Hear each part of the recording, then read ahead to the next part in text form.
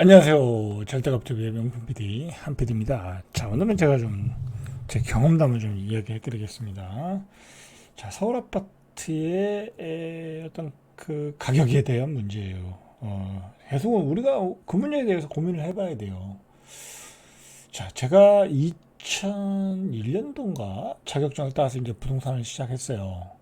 시작해가지고 시작할 때 우리 공부하는 사람들이 의문점이 뭐였냐면, 그때 부동산을 공부하시는 분들이 야, 부동산이 이렇게 많이 올랐는데 앞으로도 오를 수 있을까? 전부 다 그런 고민을 했어요. 그래서 우리가 2001년도에 부동산을 자격증을 따서 돈을 벌 수 있을까? 집값이 올라갈까? 땅값이 올라갈까? 다 그랬어요. 그러니까 근데 뭐 결과는 어떻게 했어요? 어마어마하게 올라갔죠. 다 그냥 쓸데없는 고민을 한 거죠. 그죠? 자, 그랬어요. 자, 그러고 나서 제가 천안에 있다가 한 2004년도인가 5년도에 서울 은평구로 왔어요. 자, 은평구에서 할까?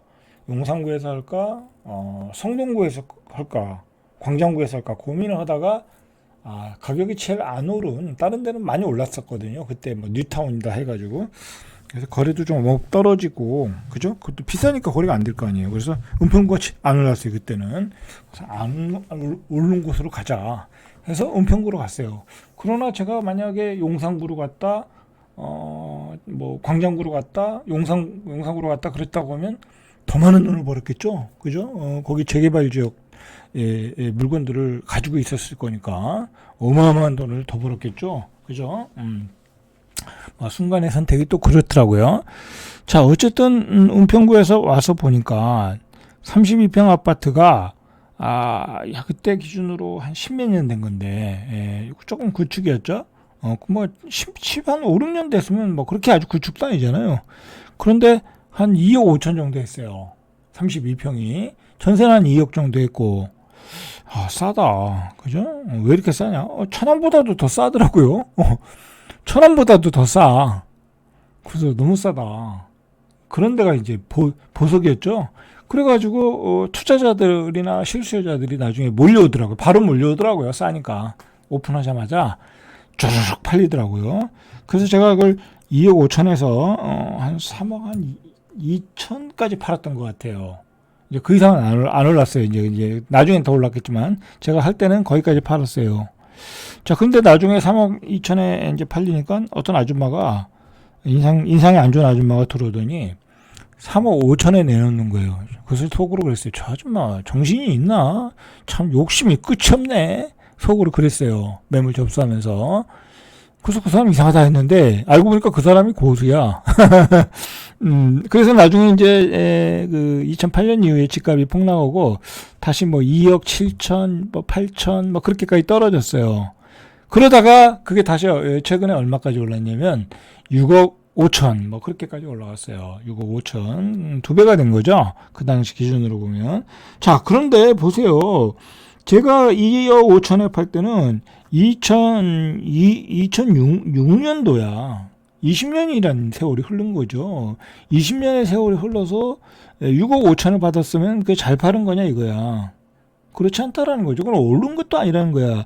내가 채권을 투자해서 5%짜리 채권을 투자했으면 옛날에 우리 때 그때는 은행금리도 6%였어요.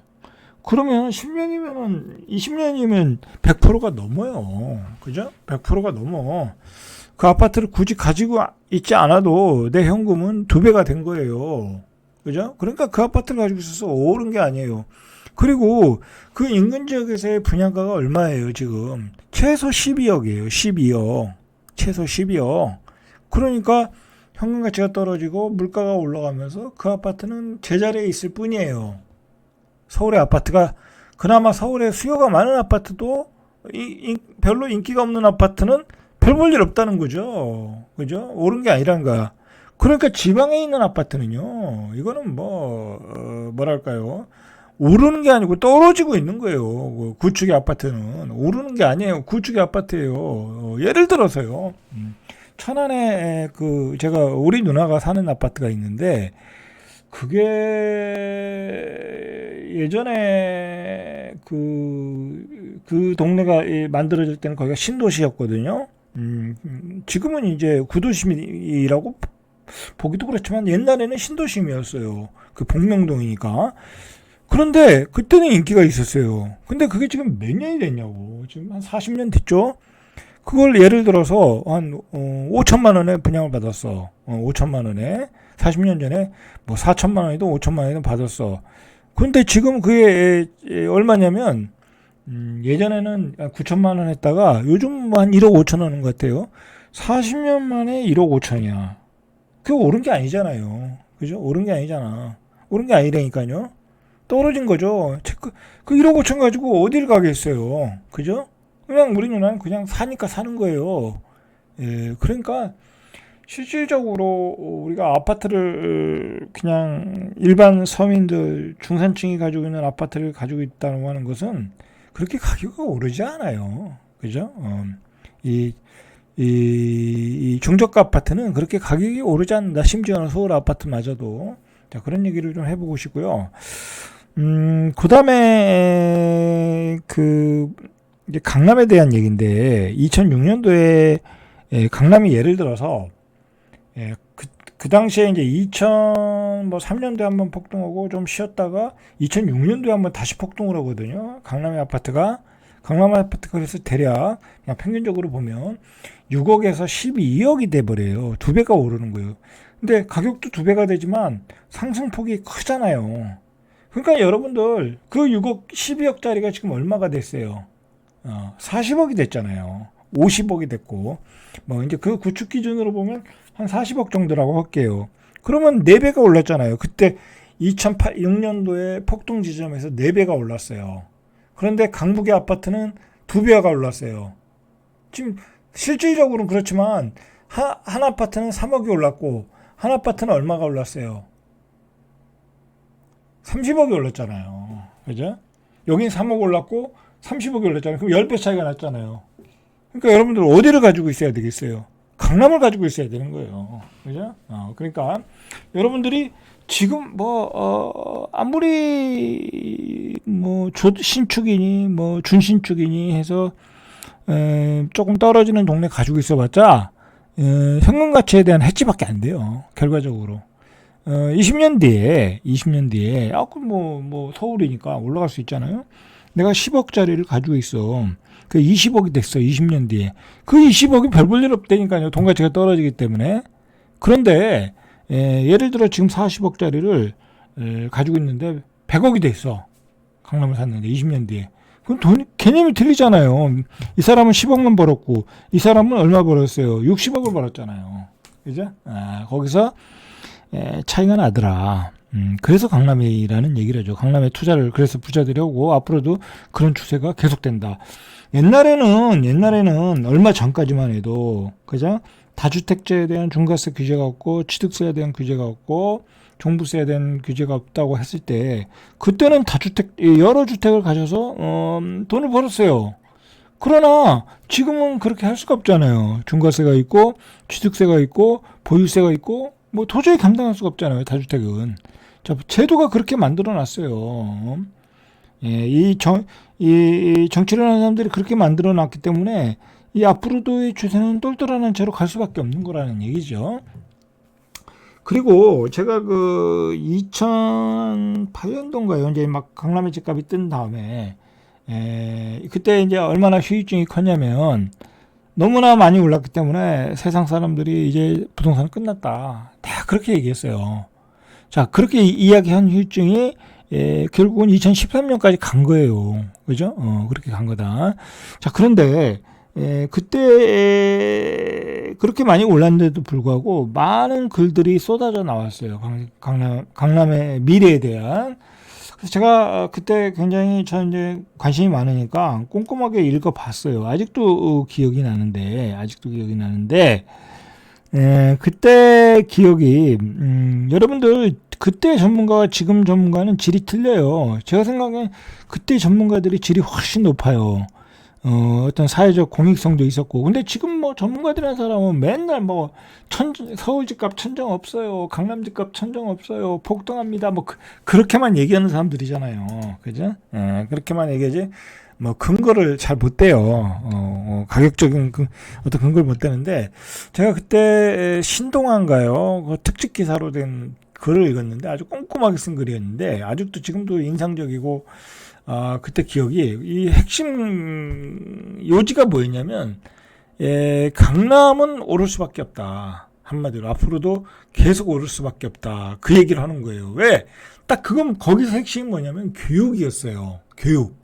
이 교육 환경이 결국은 이것에 대한 수요가 계속해서 늘어날 수밖에 없다. 근데 그게 오히려 더 확장이 됐잖아요. 교육에 대한 그땐 파라권 때문에 이제 올라간 거지만, 근데 그 교육에 대한 수요가 강남에서 다 소화를 못하니까 목동으로 확장되고 상계동으로 확장되고 막 그렇게 됐잖아요. 뭐 강남뿐만 아니라 결국은 집값이 올라간 건 강남의 집값이 올라간 건 또 뭐 교육이잖아요. 결과적으로 대치동 갖고 그다음에 신축에 대한 수요 거기다가 그때 이 얘기는 못했는데 요즘 이제 나오는 얘기가 이 부자들이 굉장히 다양해졌어요. 요즘 뭐 20대들도 코인으로 70억 벌어서 원베일리 샀어요. 그렇게 나오죠. 오늘 신문에는 정리가 안 됐네. 자, 오늘 신문에는 메가커피 창업자가 뭐 신고가를 찍었다. 그 사람이 원벨리에 좋은 아파트 사서 신고가를 찍었다는 얘기가 나오죠. 근데 그렇게 돈들이 다양해졌어요. 그리고 여러분들 주식시장을 봐도 지금 우리 주식시장이 얼마나 커졌어요. 막 그냥 대형사들 막 쪼개기 상장하고 해서 또 많아졌고 코스닥형 마구 상장해서 많아졌고 그게 다 주식이 현금 유동성이 현금으로 만들 수 있는 유동성이잖아요. 자, 그런 돈들이 결국은 고가 주택으로 강남의 주택으로 쏟아져 들어오는 거예요. 그죠? 자, 그렇다는 거예요. 그래서 강남의 집값이 결국은 그때 시점으로 2008년 기준으로 12억이면 완전히 역사적 고점이다. 엄청난 폭등이다 했는데 지금은 40억, 50억, 70억까지 갔어요. 그리고 압구정동 기준으로 100억을 이야기하고 있어요. 그죠? 자, 그러면 여기서도 계속 꼭지다 얘기를 하잖아요. 자, 부질없는 얘기라는 거죠. 그게 부질없는 얘기다. 그죠? 강남의 수요는 2006년도보다 현재가 많아졌고요. 그죠? 왜냐면, 현금 창출의 유동성들이 다양해졌잖아요, 이제. 그죠? 뭐, 코인에서 돈 버는 애들, 사업에서 돈 버는 애들, 그죠? 다양해졌단 말이에요. 주식에서 돈 버는 애들, 그죠? 상장사, 대주주들, 다양해졌는데, 수요가 다양해졌는데, 어떻게 강남의 집값이 떨어지냐고. 떨어질 수가 없는 거예요, 이거는. 그죠? 그러면 우리가 2030년, 2040년을 우리가 보자는 거야. 그때는 더 오겠죠. 그죠? 그때는 더 오겠죠. 그죠? 자, 결론입니다. 자, 고급지로 빨리 들어가는 게 답이다. 그죠? 뭐 그게 답인 것 같아요. 고급지로 빨리 들어가는 게 답이다. 제가 2008년도에 읽은 그 분석 리포트를 한번 되새겨 보니까 고급지는 빨리 들어가는 게 답이다. 그런 그 초조함이 결국은 강남에서 나타났고요. 그 다음에 송파에서 나타났고요. 그 다음에 마용성에서 나타났고요. 자꾸 그게 확산되고 있어요. 그게 여러분들. 그러니까 돈이 되는 대로 고급지로 들어가는 게 답이에요. 이 저급지 가서 중저가 주택을 뭐 새 거 사거나 뭐 구축을 사거나 그래봤자 오르지 않는다. 20년 뒤에 내가 산 집이 2배가 돼도 그 2배의 돈은 그냥 이 현금 가치가 떨어진 거에 대한 해지일 뿐이다 라는 것이죠. 그리고 과거와 지금과의 달라진 것은 뭐냐면 옛날에는 지방에도 갭 투자를 해서 지방에 투자할 가치가 있었는데 이젠 지방에 투자할 땅도 없고요, 건물도 없고요, 상가도 없고요, 아무것도 없어요. 이제 지방 돈마저 서울로 올라올 수 있는 계기를 만들고 있다. 근데 그런 걸 변화시킬 수 있는 것은 정책이고 정치인들인데 대한민국의 정치인과 정책은 그럴 수준이 안 된다. 그죠? 그 사람들은 지방에 관심도 없다라는 거예요, 여러분들. 앞으로 서울 수도권은 더 몰릴 것이고요. 더 몰릴 것이고, 사람들은 더 몰릴 것이고, 더 많은 기업들이 거기서 또 만들어질 것이고, 계속해서 더 많은 사람들이 더 들어갈 거예요. 그러면 고급지는 더 많은 수요가 만들어지는 거예요. 그죠? 자, 고급지로 빨리 들어갈수록 여러분들은 미래의 자산을 확보하는 것이다. 자, 오늘은 여기까지 절대값TV의 명품 PD 한 PD였습니다.